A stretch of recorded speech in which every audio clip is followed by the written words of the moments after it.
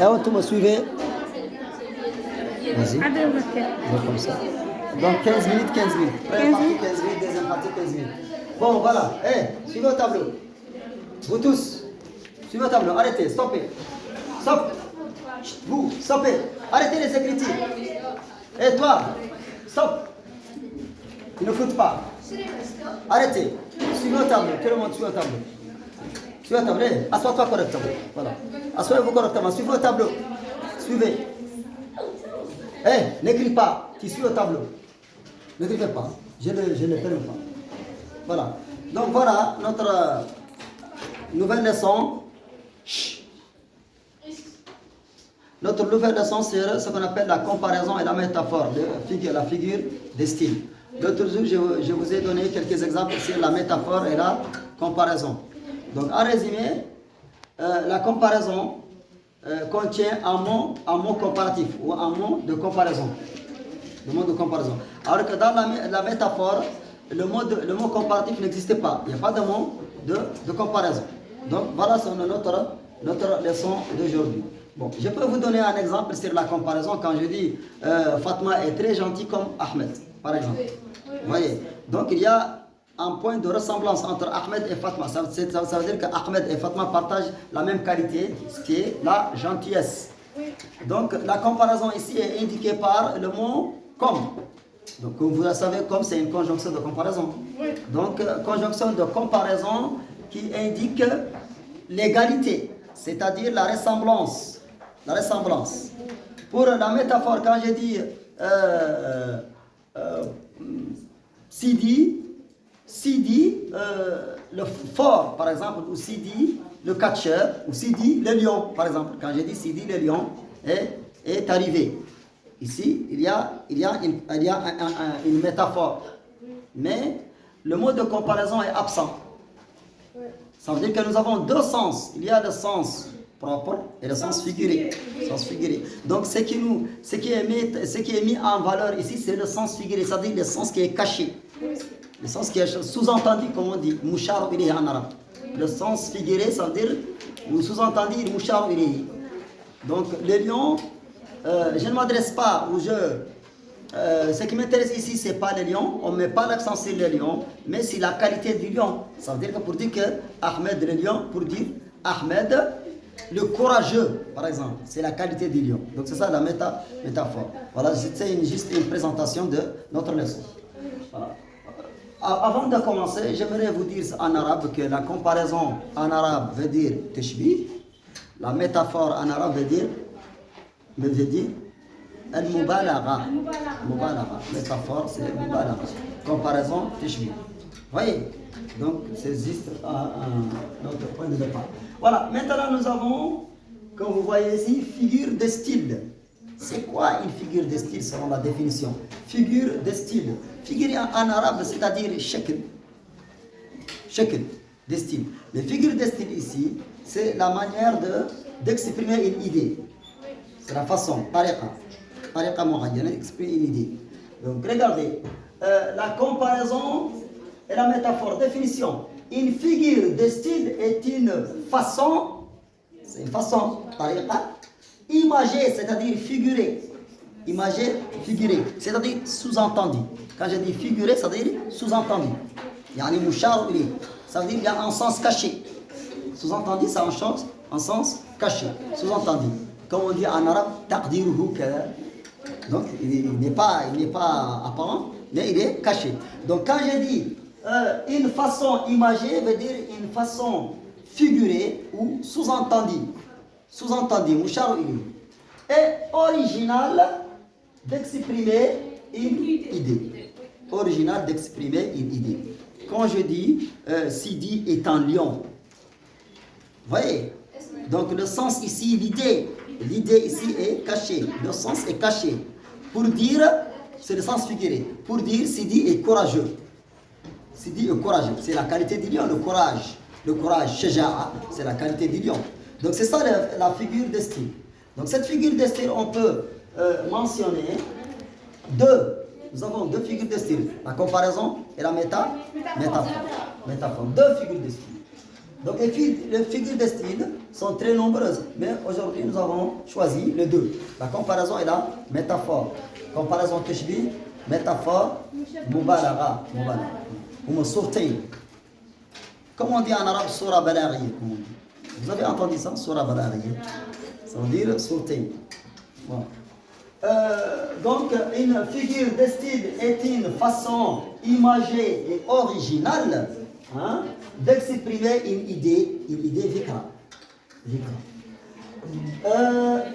Deux figures de style permettent, j'ai répété ce mot-là à plusieurs reprises. Le verbe permettre, ça dérive du mot permission, samaha, tesmahu. Les deux figures de style permettent de quoi? De mettre en valeur. Le verbe mettre en valeur, ça veut dire donner importance. Ça veut dire montrer la valeur, donner une importance. أهمية يعني أظهر أهمية الشيء. Mettre en valeur quelque chose, أظهر يعني قيمته أهميته. C'est ça le mettre en valeur. Donc ici, il s'agit d'une locution quoi? Verbale. Mettre, c'est un verbe en valeur. Locution verbale, ça veut dire donner l'importance. Donc les deux figures de style, entre parenthèses, comparaison, métaphore, permettent.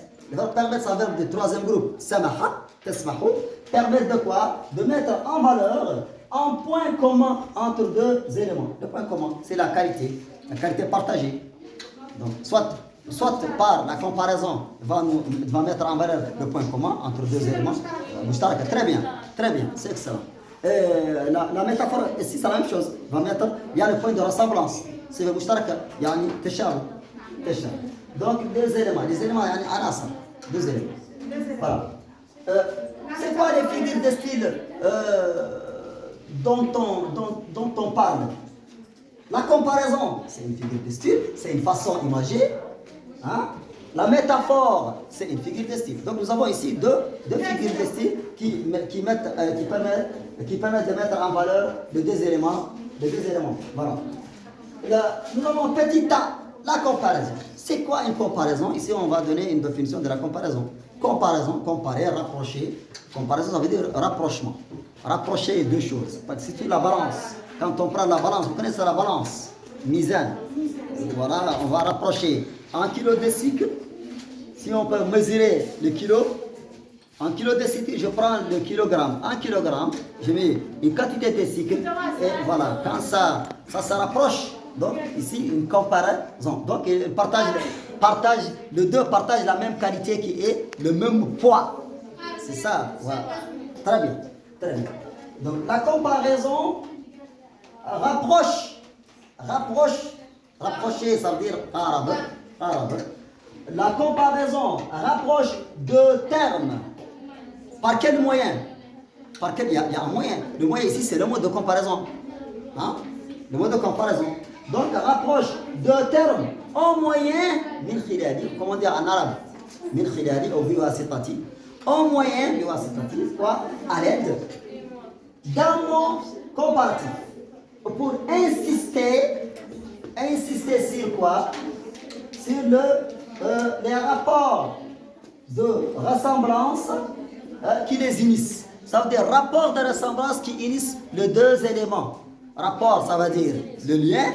Ressemblance, ça veut dire quoi? La ressemblance. Quelque chose ressemblance, c'est analogie. Teshabou. Quand je dis Ahmed se ressemble à Sidi. Ahmed et Sidi sont semblables. Kif kif. Même en français, il y a kif kif.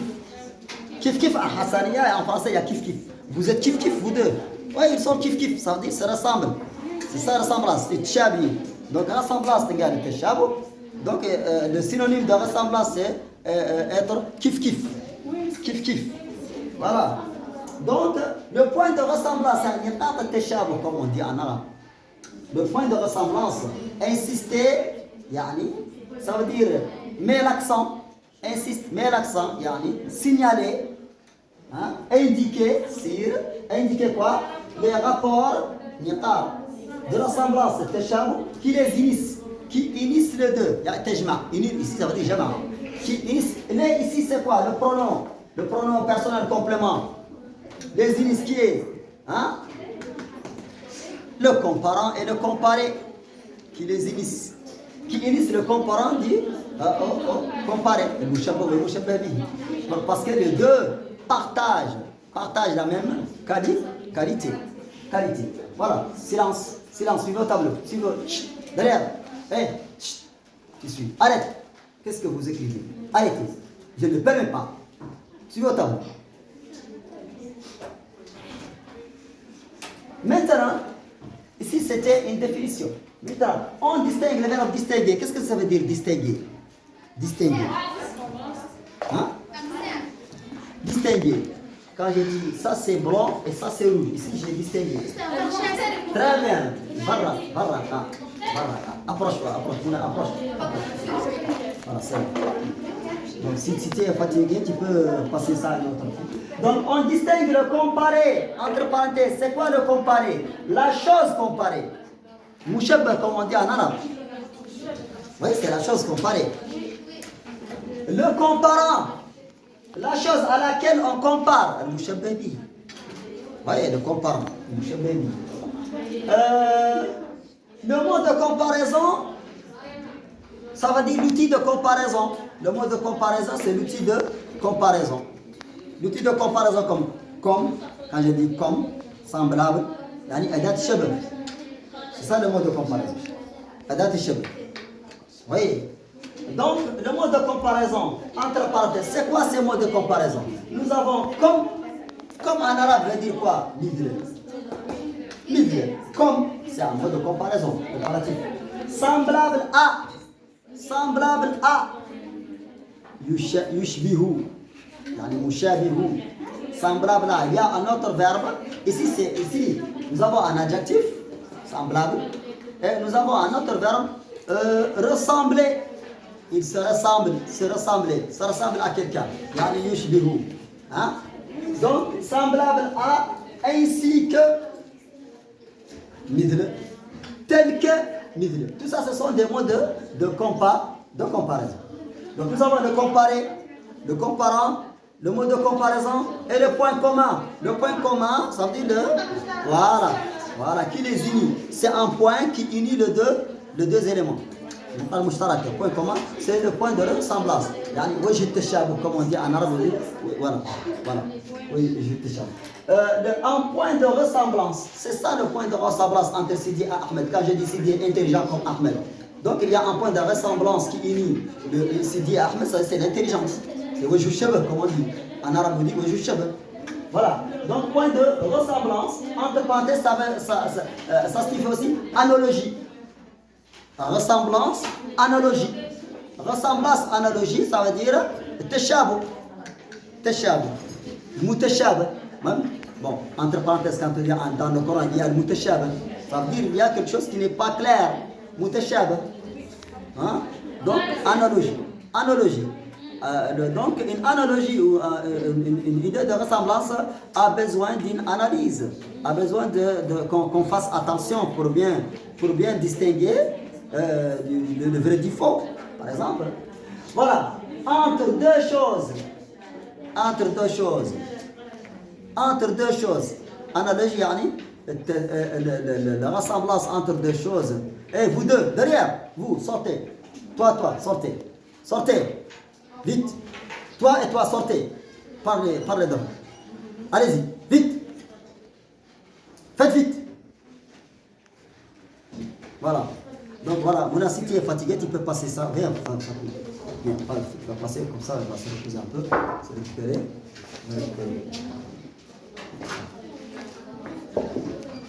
Vite. Non, les deux filles qui discutaient, parlent, chuchotaient. Vous sortez. Si tu arrives à 15 minutes, tu coupes. Oui. Et tu recommences. Allez-y.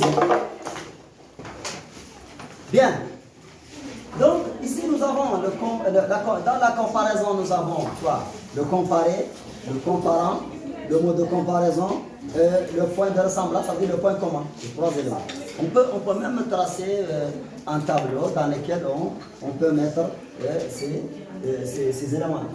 Donc, le comparant, comme dit-le en arabe, comme dit-le, semblable. C'est la même chose. Monsieur. يشبه يدنا. Monsieur. Ainsi que